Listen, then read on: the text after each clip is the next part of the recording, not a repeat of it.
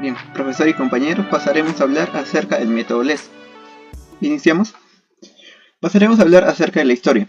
El método LES, también conocido como Laboratorio de Economía y Sociología del Trabajo, fue desarrollado a finales de la década de 1970 en Francia, en Marsella.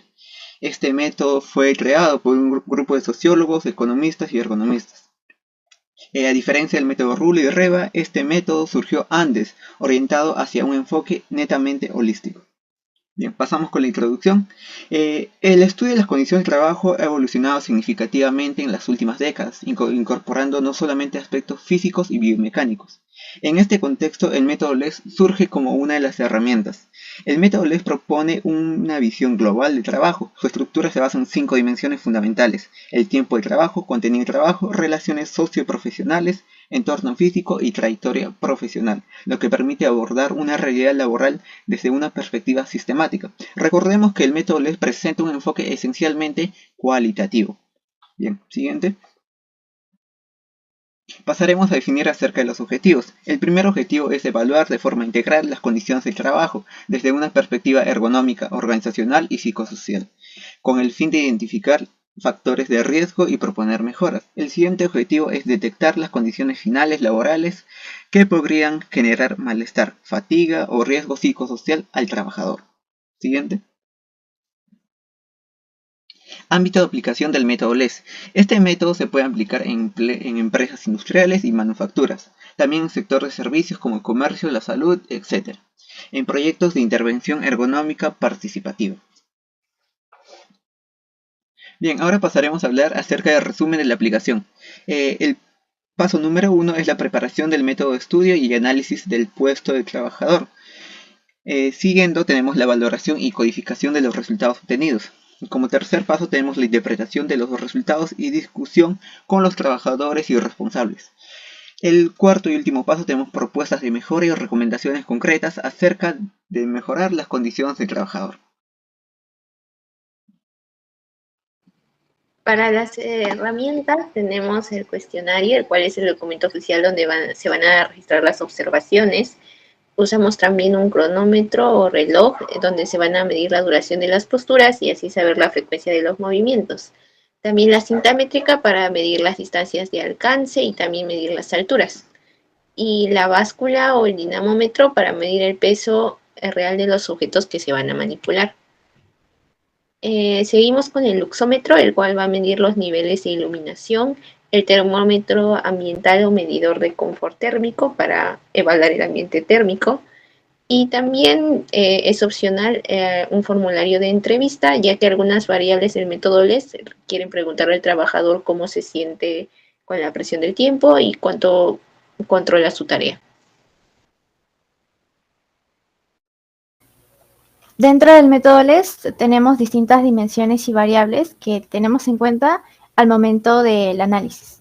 Uno de ellos es el entorno físico, el cual se refiere al conjunto de condiciones ambientales del lugar de trabajo que influyen directamente en el bienestar y la comodidad del trabajador. Dentro de ese apartado podemos evaluar 4 factores, los cuales son el ruido, temperatura, la iluminación y la ventilación.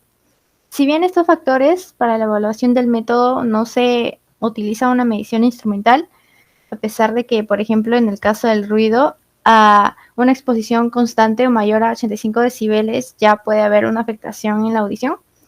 El análisis para este método es más que nada cualitativo, ya que se enfoca en la percepción subjetiva del trabajador. El incumplimiento de ciertas recomendaciones ergonómicas que podemos ver en el PPT puede llevar también a afectaciones tanto en el corto como a largo plazo. Más que nada, como podemos ver en los apartados de ruido y temperatura, ya que, por ejemplo, el ruido laboral prolongado puede causar una pérdida en la audición o un exceso en la temperatura del ambiente laboral, más que nada en un espacio cerrado y en un corto periodo de tiempo, puede ocasionar un sofocamiento en el trabajador o en el conjunto de trabajadores.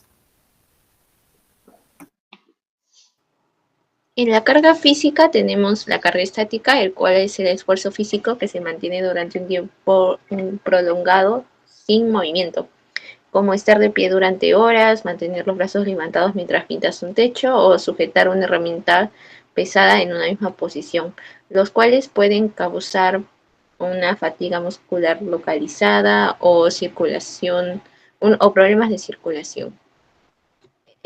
También tenemos dentro de esta carga física la carga dinámica, el cual va a ser el esfuerzo físico, pero las cargas se van a manipular mientras el cuerpo está en acción, en movimiento, como levantar y mover cajas, martillar de forma continua o caminar cargando peso, lo cual puede causar tendinitis o desgastar articulaciones por sobreuso o provocar la fatiga generalizada.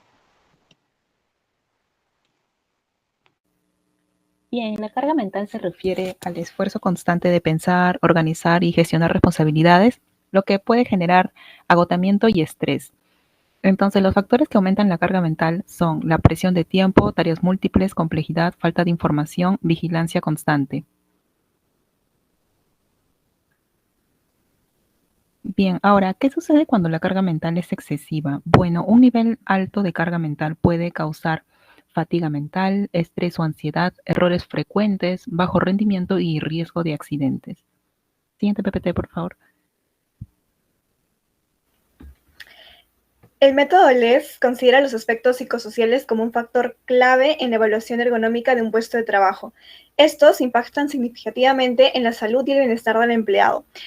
Vamos a continuación a desglosar los aspectos específicos que evalúan el método LES. El primero es iniciativa, el grado de autonomía y libertad que tiene el trabajador para tomar decisiones y llevar a cabo su trabajo. Continuamos con comunicación con los demás trabajadores. Esto tiene que ver con la calidad y la frecuencia de la interacción entre el trabajador y sus compañeros, superiores y clientes. Continuamos con la relación con el mando. Esto tiene que ver con la percepción del trabajador sobre la autoridad y la forma en que la autoridad se comunica y se relaciona con él.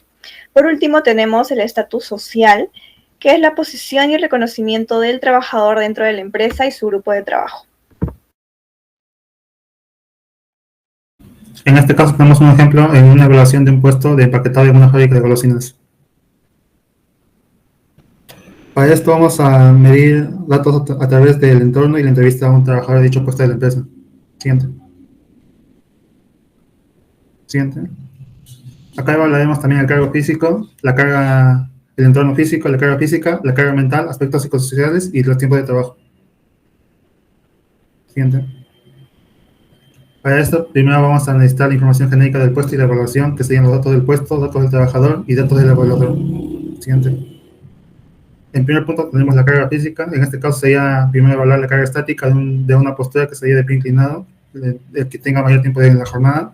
La carga dinámica, que mediría el esfuerzo realizado en el puesto y el esfuerzo de aprovisionamiento. Siguiente. En el segundo puesto tendremos el entorno físico, donde evaluaríamos el ambiente térmico en grados, el ambiente luminoso en lux, y el ruido en decibelios y las vibraciones. Siguiente. Tendremos la carga mental, donde evaluaremos la repetitividad, la presión de los tiempos, la tensión y la complejidad. En penúltimo lugar tendremos el aspecto psicosocial, donde tomaremos en cuenta aspectos cualitativos como la iniciativa, la comunicación con los demás trabajadores, la relación con el mando y el estatus social. Y por último tendremos los tiempos de trabajo. Y en la interpretación de los resultados obtendríamos que el aspecto psicosocial tendríamos una situación satisfactoria, en el entorno físico y la carga mental tendríamos débiles molestias, y en la carga física y tiempo de trabajo tendríamos molestias medias, ¿no?